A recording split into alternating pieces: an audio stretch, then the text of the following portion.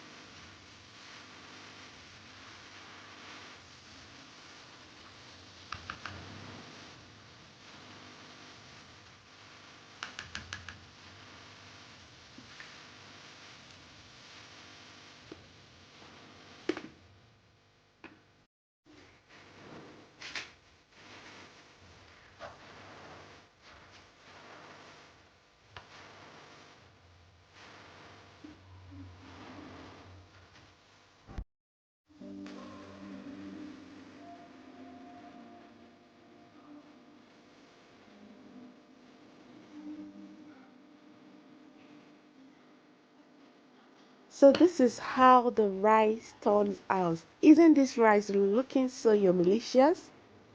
I love this rice. It tastes so delicious.